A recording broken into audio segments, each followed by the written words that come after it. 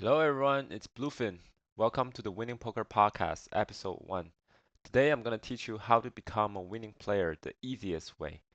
I'm making an average of $55 per hour playing 1-3 at casinos and 3.6 big blind per 100 hands on NL25 Zoom. Today's lessons best apply to low-stake home games to increase your win rate. The video is free for now, but it might get taken down in the future as part of my paid contents. So sit tight and make sure you watch the whole thing. Alright, let's dive right into it. The first thing you need to know is that most of your EV in poker actually comes from nutted hands or value hands. You might ask, but what about my bluffing hands?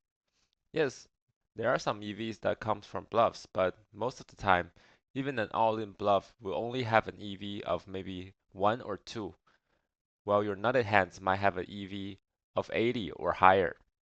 That's how significant the EV of value hands are. To maximize our EV with value hands, the first thing we need to do is be on the right side of coolers. This might be an unfamiliar concept to you all. Like, what do I mean by being on the right side of coolers? Is this a choice, or is this a strategy we can implement to cooler others more than we get coolered? I think this is actually achievable. The first thing I'm going to advise is to play a tighter range. Now hear me out. Many poker players thinking playing tight is bad or uncool. This perspective has some merit and I understand it. But if you're trying to win money, playing tight is really, really important, and it's one of the easiest thing you can implement in your strategy to help you increase your win rate. So let's see how people react when you play a tighter range. First, some people will say, "Oh, you'll get exploited." So I'll ask them this question: how are you going to exploit me? I can predict their answers. They'll likely say, "First, I'm going to steal all your blinds." I'll reply by asking how much the blinds are worth, especially in a home game with 5x to 10x opens. The blind's value decreases because how big these opens are. According to GTO, we only need to defend a very tight range against very large opens. We also don't want to defend a hand that has reverse implied odds against stronger ranges. So folding is actually saving us money. On the other hand, our preflop 3 bets pick up so much more dead money when they respect it. The second thing I'll advise is to learn to play the blinds, specifically exploiting late position opens. This is your direct response to people trying to exploit your tighter range by attacking your blinds more. You can attack late opens preflop with a polarized range like traditional GTO, but big blind versus button single raise preflop solutions. This means there are other players on the table that will not allow him to profitably make you fold pre-flop. Sometimes these are the players that act before he could do anything. Sometimes these are the players who identified his white stealing tendencies and 3-bet him from there to exploit him. Alright, let's look at the second type of player who might try to exploit us. They'll say, "I'm going to bluff you off of your hands." But this won't work effectively, even though we can understand why they want to try. Their bluffs won't be effective against us because we have less air in our range compared to a weak looser fish.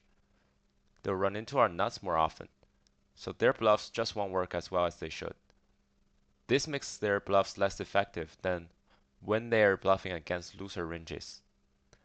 The best thing they could do is to not bluff us, but they'll try to bluff more, which is backward from a game theory optimal perspective. This brings me to my second point. Overbluffing is dangerous and not unexploitable. Even if they start overbluffing, there's always a solution. We can react to their overbluffs in several ways. First, we can slow play more. We just call, call, call with our nuts, and they'll eventually run into us. Second, when they're overbluffing, we'll start calling off their bets more often. The third thing is our ultimate weapon. We raise and we 3-bet him. So when an opponent is overbluffing, their bluffing and raising range have more air than value. When their raise get re-raised, it becomes very hard for them to continue. Imagine we open on the button they call in the big blind, and the flop comes 6 deuce deuce, rainbow. So we bet 1/3 with most of our range, which I think is fine in a GTO sense. If they check raise us, what could they have there? Against an overly aggressive player, Maybe they have just two overs, maybe they have a smaller pocket pair, some ace high backdoor flush draws, some gut shots with backdoor draws, maybe like 4 or 5 suited on 6 deuce deuce board. But what do? Trips become a very small portion of their check raise, and thus we can 3-bet him on the flop with our entire range, and the majority of hands they're check raising with will perform terribly. Because when we 3-bet the flop, they're not even guaranteed to see a turn card. Their hand must pick up some equity on the turn for them to continue, but we are denying that in the first place. There will be no turn unless he puts a lot of money in. Even if they cause our re-raise, they're forced to check to us on the turn. What can they do? We'll just either blast them into the beast or we showdown with our value hands. The second major point about why playing a tight range helps you become a winning player is that your opponents can't profitably defend against your pre-flop 3-bets. We are only 3-betting with premium hands, so our range naturally has higher equity than theirs. When they try to call pre-flop, they'll run into our better hands consistently. Even if they don't, and they try to bluff us, we'll have our own counter strategies against their tendencies. The third point I want you to remember is to have faith in our strategy. Don't overthink it. We're playing stronger hands, playing strong poker, playing steady and balanced and tight, but we're never backing down. That's the core idea that helps you make money. Let's move on to part B, playing hands with nut potential, which is exactly how you want to stay on the right side of coolers. First, in a home game where things are usually loose and fun, you need to realize that the more players at the table, the more robustness we need in our hands. What is robustness? It's when you hit a hand and know for sure you have the best hand. So what are the best hand classes? Full houses and flushes, right? Of course, royal flush. You need to play hands that make stronger flushes and full houses, which means focusing on pocket pairs and high suited cards.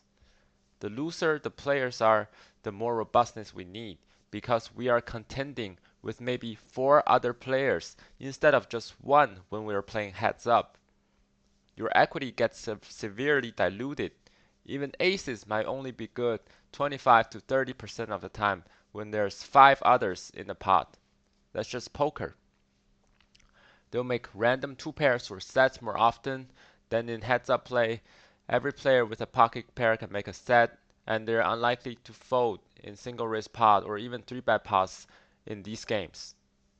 So you need to play your aces cautiously.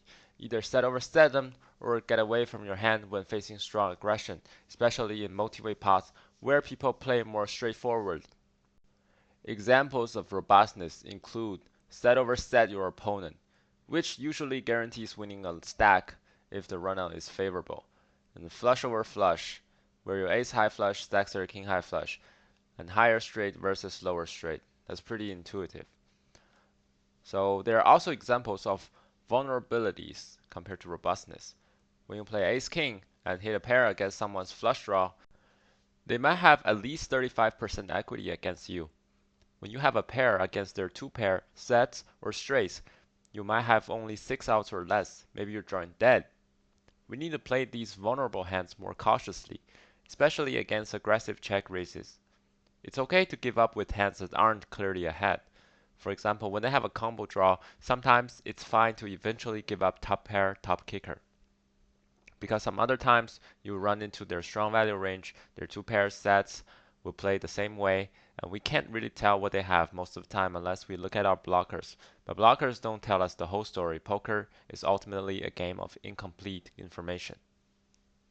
Let's move on to part C, where I discuss being cautious in aggro on aggro situations. So AOA situations are when we overbet and still face a re-raise. When we play tight and strong, our aggression should naturally be respected because we have a strong range and we make good hands. Imagine we overbet the river with our ace high flush on the paired board, then we face an all-in. What do? We need to be very careful in this situation when our overbet gets raised all-in. So first let's think about, could this ever be a bluff? I say most of the time it's never a bluff. For a bluff to work here, the opponent needs to understand the pot odds they're laying us when they shove all in against our overbet. Most of the time pot odds and MDF say we should call their raises over or overbet pretty often. So if your opponent is somewhat thoughtful and can really analyze this situation, they'll never bluff because they're likely to get called. So when they raise anyway, they want to get called, and thus they have a strong value against you. In this example, they have a full house over your nut flush. We need to check carefully if we're blocking their combo draws or if we block nutted hands like sets or trips. So part D is about allowing coolers to happen by slow playing.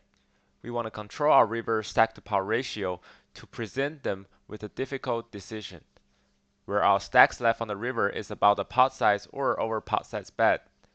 This works well when we're trying to make them indifferent between calling and folding. Sometimes if we hit the middle set, like nines on Jack 9-3, slow playing makes sense because of GTO considerations. Maybe they'll pick up a lower set on the turn, which gives us a lot of extra EV. When you hit a full house early and they have draws, you can slow play by betting smaller. When they hit the flush, they'll pay you more, because we want them to get their money card. The last point today is about avoiding shoving all-in with strong but non-nutted hands. So kings versus aces is a cooler, and that cooler is reciprocal, and nobody's really getting away from those hands. Sometimes you have aces and they have kings, and sometimes it's vice versa. So if we have hands like queens or jacks, we want to play cautiously because those coolers are not reciprocal. We expect our opponent to know we are tight. We have more aces and kings than others in our 3 bets, so they're not 4-betting us enough with their bluffs. This indicates their 4-bets against us are very strong. So with hands like 10s, jack, queens, ace, king, etc., we want to play more cautiously. And that concludes our first podcast. Just to recap, we've talked about the tight strategy, nut potential, and multi-way robustness, counter exploits, and danger spots. I hope you enjoyed this podcast, and let's continue to crush.